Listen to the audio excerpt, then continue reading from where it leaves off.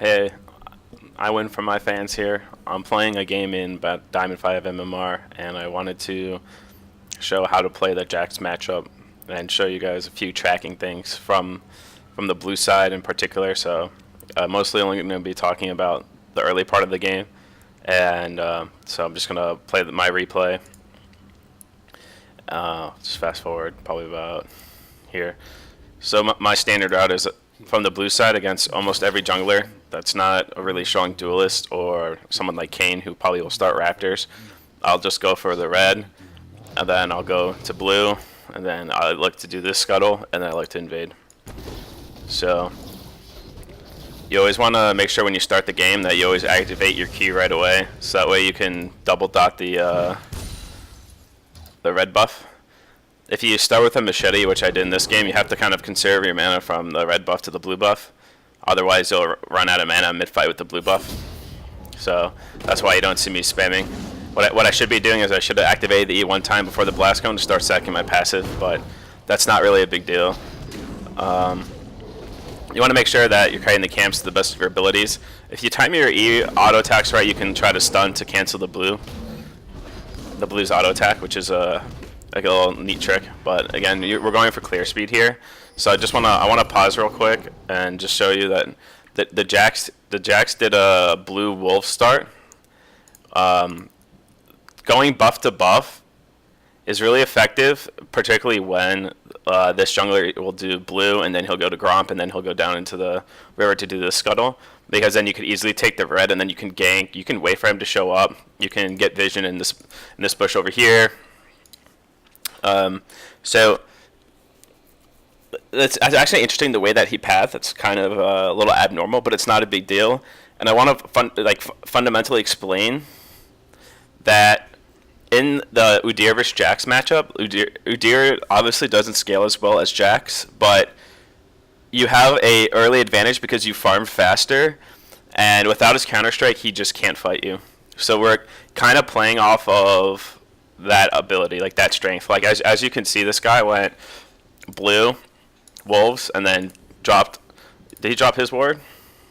No, then mid dropped this ward earlier. But you can see that we've already cleared 3 camps in the time that he cleared 2. So it's actually at the time that I was playing this game, I wasn't even aware that they had warded this. But this is actually a really good ward against Udyr, and anyone who plays against Udyr knows that they should ward against an invade. And honestly, you should always start as you should have started the red buff against Udyr, but this guy didn't. So anyway, I will show you how this ends up playing out.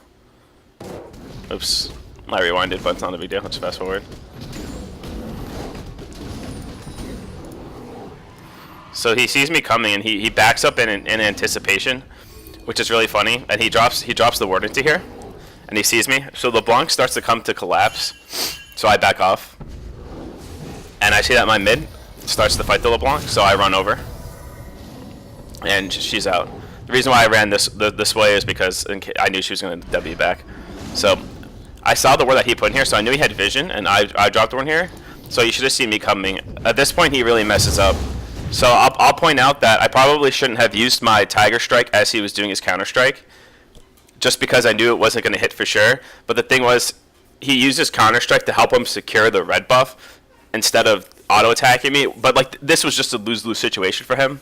So another thing is I could have definitely tried to smite the red buff. It's really hard to time him, reactivating his Ian smite at the same time as my smite, so it's kind of a lost cause at that point. But even at this exact moment, I already knew I was going to win the fight, and I knew that their mid laner was really low and the top laner was backing, so this is pretty safe. So I go for it. He doesn't have counter strike. There's no way he's going to win this. He flashes. Honestly, my flash right there was a real panic flash, but it kind of worked out. So I knew I wasn't going to get her, so I didn't want to walk back this way, and I knew that they had the Jax at the very least had dropped this ward, so I knew it was safe to get these. So now this is something that's really important, and I'm about to pause in a second. Well, first of all, I leave a little one, and this is the part of the video I want to talk about tracking. is, for one, if I had thought that, so like this is the biggest thing in how I build my big lead. If I had thought that Jax was gonna come back over here, I would have killed this last little raptor, because why not? I might as well get the 10 and he's gonna clear it. But logistically speaking, it makes no sense for him to come back over here, because he doesn't know if I took these. He knows for sure that the Gromp is up, and he knows for sure the bottom scuttle is up, because just judging based off of my CS and my pathing, he saw I got, he saw I had red, he saw I had blue, and he saw I killed the scuttle, and I had 12 CS, so he already knew that. So I think a lot of Udyrs in this particular instance, and this is something that's going to apply in every single matchup. If you get a kill while invading, you have to think about where your opponent's going to go and how you could shut him down further. I think a lot of Udyrs, and including myself when I was climbing, is I would just do this raptor camp, go to Gromp and grab this, go to Wolves and grab this, and then I would probably back. And I'd be on a lot of gold, so I'd get boots, I'd get blue smite or red smite depending. I think this game I go for the red smite because it's Jax. And while that's happening, Jax is going to go and he's going to get his Gromp, and he's going to get this Scuttle Crab, and then he's going to have a good gank on bot if available. So, but that's the thing, is that's his only option. We have a lot of options at this point. We could go up here and we can just get his Krugs. We could then back, or we could just take his Krugs, look for a gank top. If not, come down to Gromp, come down to Wolves. Like we have a ton of options. We could even just back like right here. I'm not sure how much gold I'm on. Let me see. Like right here, I'm already on 884. So like I could just back here and like grab the red smite. Probably wouldn't do that just because I'd want to get the boots. But again, we have a lot of options. But based off of what we know for sure that Jax is going to path into the bot side. So, with that, knowing that, I will show you what I decide to do. So, I see that the mid's backing, and that we have the wave pushed up. I run across this ward. I know that ward's there, but I don't care. I make it look like I'm going into my bottom side jungle. This Jax gets really careless and doesn't even think about it. The funny thing is, they knew I was coming, and he has Counter-Strike, and I have less health, but they didn't block my initial stun, which was really bad on his part. And this is just one of those situations where I knew for sure I was going to win. Udyr is just really strong. I'm level 3. I have red buff, even though I'm low health. And right there, that's pretty much game over. And I'll tell you why. So at this point, I have... Let's see, 1830 gold total to his 1070. So I've already built myself up an 800 gold lead. He has just his machete, so he can't even get a smite item when he respawns. And I'm backing on 1330 gold. So I'm gonna have a huge item advantage. So not only is my initial clear speed faster, but it's just gonna get even faster.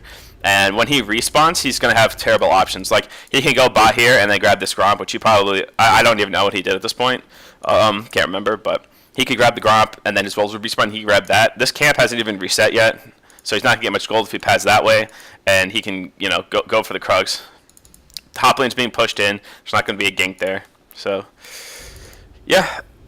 Basically, in a nutshell, the two things I want you to take away from this video is, one, that when you're playing Udyr against Jax, you want to play aggressive. If you see that laners are collapsing, or if your lanes don't have priority, don't invade. If you know that he's a smart Jax and he's saving his Counter-Strike, of course, like, you need to be careful. But a lot of times, Jax in the beginning of the game, and when he's just clearing camps, is going to use Counter-Strike. And then once that's down, you just murder him. Especially pre-6, there's just nothing you can do about it. So if you use the fact that you can build yourself up a quick advantage early game just because of the fact that you farm faster, you can play really aggressive against him. And his pathing was kind of questionable, especially starting blue against Udyr. Like I said, everyone should start red against Udyr. And the second thing I want you to take away from this video is, after you get a kill invading, think about where your opponent's going to go and how you could shut him down. Because while you have so many options of where you could path, he does not. It was very obvious to me that this is where he was going to go. That's why I just cut across this ward. I didn't care. I came down here, because even if he respected the fact that I was coming down here and backed off, then I take this Scuttle Crab away from him, and all he did is pad down here and get this Gromp. Like, he's just so behind at this point. And from there, I could comfortably just grab my bot camps, and I know he can't gank. So, yeah. Hope you learned something.